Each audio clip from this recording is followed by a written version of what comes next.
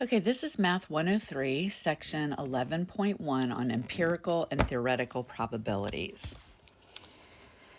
So we're going to start with a few definitions, and basic probability is looking at the possibility of things happening or not happening, okay? And so we have a couple definitions that are going to come into our realm of problems in my math lab, so you need to really understand these definitions. The first one is we have an experiment is a controlled operation that yields a set of results. These possible results of an experiment are called outcomes. And an event is a subcollection of those outcomes of an experiment. So we have two different types of probabilities that we're going to be focusing on. The first one is going to be empirical, and empirical is based on actual observations or experiments that you're going to perform, okay? So, if you're looking at the number of boats that would be rented, or if you're looking at the number of, people that entered into a concert, that would be an experimental or empirical probability. If we're looking at theoretical probability, that's something that, we know should happen if we perform this, infinite number of times. And so like rolling a die. Okay, or let's say flipping a coin. If I flipped a coin 2 times, theoretically, I should get 1 head and 1 tail, okay, because those are my 2 options. But flipping a coin, I'm not going to get probably 1 head and 1 tail. I might get, 2 heads, I might get 2 tails. But the more that I flip it, the closer and closer I am going to come to that actual theoretical probability. So the way that we do probability, and you have to be really careful in my math lab of how they want your answer. And I'm going to put this, if it says answer as an integer or a fraction, that right there is your key word that your answer is going to be a fraction, okay? If it says round, if it says round to nearest hundredth, okay, then that means your answer is going to be a decimal to 2 places. So you really have to pay attention to how they want their answers. Do they want it as a simplified fraction? Or do they want it as a decimal to 2 or possibly 4 places, okay? So to figure out empirical probability, you're going to find the number of times an event occurs, that's going to be our numerator, over the total number of times the experiment has been performed. So in this next example, we have 30 boat rentals, and that's the number of times that the experiment has been performed or recorded, okay? Out of those 30 boat rentals, we had 14 that were sunfish, 10 that were kayaks, and 6 that were rowboats. So we're going to determine the probability that the next boat rental would be a sunfish. And so we would take the number of times that it occurred and divide it by the total number of rentals that we've looked at. And then, of course, we would simplify that by dividing by 2. And so we would get 7 out of 15. So basically what that says is out of every 15 boats, 7 of them were sunfish, okay? So we do the next one. The next one is looking at kayaks. So we have 10 out of 30. And that simplifies to 1/3 or 1 out of 3. And then the last one we have is rowboats, and that's 6 out of 30, which is going to simplify to 1/5, okay? So the next one we have a veterinarian, and they're given a week of treating the following animals. And so in this one, we don't know how many animals they've seen. So the very first thing that we have to do is total up the number of animals. And I believe that is 105 animals that were seen. Okay, so that finding the empirical probability, and we're going to say leave answer as a simplified fraction. So we're going to say the probability of getting a dog as the next patient or the next animal that they would treat would be 45 dogs out of 105. And then we would simplify that by dividing by 5. And that would be 9 out of 21, which could be reduced again. And so our final answer would be 3 out of 7. Probability of the next animal being a cat is going to be 40 out of 105, which can be simplified to 8 out of 21. And then the last one, probability of a rabbit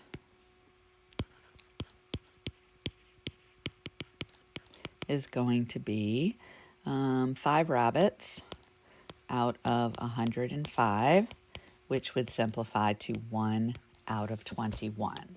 Okay?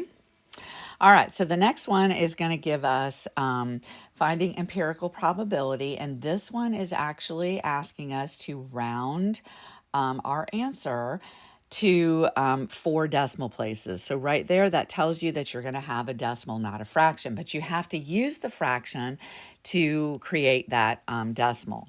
So here you've got some medical research that's being done, and what you want to highlight is the number of individuals that were tested. And so that number of individuals is going to be that bottom number, the total number of times this medicine affected these patients. So part 1A, the probability that the medicine reduced the blood pressure is going to be 379 out of a total of 500. And now when you actually divide these out, I believe they come out to 3 decimal places, so you don't really have to worry about that fourth. So 0.758. Then if we do the probability that it was unchanged, you have 62 out of 500, which becomes 0.124. And then the last one, the probability that your blood pressure was increased on this medication was 59 out of 500. And that comes out to be 0.118. Okay, so look at the definition of how they want your answer expressed and then put it in the correct form. Now, the law of large numbers, this is something that is going to lead us into our theoretical probability, okay? Like I said, we would think that if we flipped a coin twice, we would get one head and one tail. But you can tell from this chart, we flip it twice, ideally we should, if we flipped it 10 times, ideally we should have, half of be tails and half be heads. But you can see from our experiment, we only got 4 heads and means that we got 6 tails. But if we flipped it 100 times, theoretically, we would expect to get 50-50. But in this one, we got 45 heads. And so then we got a 45 hundredths that it occurred. But as we get closer and closer to, or the more times we create this experiment, the closer and closer we get to that 50%. 50% of the time would be heads, 50% of the time would be tails, okay? So theoretical probability is always expressed as a simplified fraction, okay? Always expressed as a simplified fraction. So the probability that an event occurs is going to be the number of outcomes, favorable outcomes of that particular thing out of the total number of possible outcomes, okay? And so if you draw a number line here, you have two ends of the spectrum. You have something that could occur 0% of the time, and we call this an impossible event. And then you have something that could occur 100% of the time, and this is what we call a certain event. And then in the middle, we've got our 50%, okay? So to the left of the 50%, these are things that are more unlikely to occur, and these are things that are more likely to occur, okay? So you can see that our probability, the reason that it's a fraction, because the probability of 0% is 0, and the probability of 100% is 1. And so every number between 0 and 1 is a fraction that could be written as a decimal, but we're always going to write it as a fraction, okay? So what you need to do is that, some things that we need to know, especially about a die and about decks or cards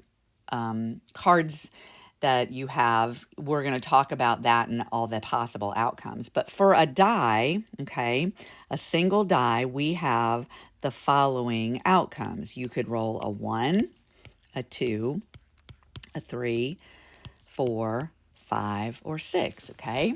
You could only roll those numbers on a single die. That's fair. It's not, jaded in any way. And so basically what we're going to do is, so the probability of getting a 2, okay, is that we have 1 2 in this set, and we have 6 possible numbers that we could get. So the probability of getting 2 is called 1 out of 6. So does that mean that if we roll the die 6 times, we're definitely going to get a, one of them is going to be a 2? Not necessarily. I mean, you could get more than 1 2, or you could get no 2s, okay? But the more and more we roll it, theoretically, we have a chance of getting 1 out of 6. One of them is going to be a 2, okay? Then the probability of getting an even number, if you look, we have, I'm going to highlight these, we have 1, 2, 3 even numbers out of 6 possible choices. So we have half a chance of rolling an even number, okay? So make sure that your fraction is simplified, because we have the possibility of getting a 2, 4, and 6 out of the 6 total numbers that we have, and that says that we have 1 out of 2 chances of rolling an even number. Then we come over here to C, and the probability of getting a number that is greater than 3. So we have 1, 2, 3 numbers that are greater than 3 out of 6 possible numbers. So again, we have the probability of 1 out of 2. Now the next two are those special examples. So D, the probability of getting a 7 is, we have 0 7s listed in that sample space out of 6 possible numbers. And if you leave it like that, then it is going to be counted incorrect. You have to put 0. So this is an impossible event. So no matter how many times you roll that dice, you will never get a 7. And then the last one, E, is what is the probability of getting a number less than 7? Well, 6 of those numbers in that set are less than 7 out of 6 possible numbers to roll, and so that is the probability of 1. So that is what we call a certain event. Let me erase this next page I've got down here. Okay, so now we're going to go down here, and you're always looking for that number, that total number of outcomes. That's always going to be your denominator. And then you've got your answer of how many favorable outcomes it's going to be, okay? So here I'm going to highlight, we've got 9 birds on this list, and that's going to be my denominator, okay? So the first one that they want to figure out is we want to find the probability of picking a finch out of that list. So if you look, we have an American goldfinch and we have a house finch. So we have 2 out of 9 choices to make, okay? Then the next one is saying the probability that we have a bird that has high attractiveness to cracked corn, and that's how I'm going to abbreviate it. So you go down the cracked corn column and you highlight all the H's. Well, and we only have one. Looks like the common grackle is the only one that has a high attractiveness to cracked corn. So we have 1 out of 9. Then we have the probability that we have low attractiveness to peanuts, low attractiveness to cracked corn, and high attractiveness to the blackstripe sunflower. So we're looking for an LLH across the board. So we've got 1, we've got 2, and we've got 3. So that is 3 out of 9, which simplifies to 1/3. And then the last one, we've got the probability that we have medium attractiveness to peanuts or medium attractiveness to cracked corn. So now I'm looking for an M in either the peanut or the cracked corn. So here's 1, 2, 3, 4, 5, and 6. So we have 6 out of 9, which reduces to 2 out of 3. Okay? All right. So the next one is talking about a card. So a few things that you have to remember about cards, and a lot of people don't remember that a lot of these fractions are divisible. But here we have a formula that the probabilities of 2 events occurring, probability of an event occurring and the probability of an event not occurring, are always going to add up to 1. If you ever get a probability greater than 1, then you've done something wrong. Your probabilities always have to be between 0 and 1. Okay, so if you know the probability of an event occurring, you can figure out the probability of something not occurring by subtracting it from 1. But I want to make a few notes about this deck of cards here, okay? So first off, we have in our cards, we have a deck, we have 52 total cards, okay? We have 4 suits, hearts, diamonds, clubs, and spades. And each suit has the cards, and I start with the numbers 2 through 10, 2 through 10, Jack, Queen, King, and Ace. They put the Ace as 1. So each suit has a total of 13 cards. So there's 13 hearts, there's 13 diamonds, there's 13 clubs, there's 13 spades, okay? And so 13 and 52 and 4, those are all divisible by, in one way or another, you'll see that they'll be able to reduce them. So a lot of times students don't reduce these correctly, okay? So, and they give you a nice little picture here that lays out all the cards. So we're going to do the probability of getting an 8, okay?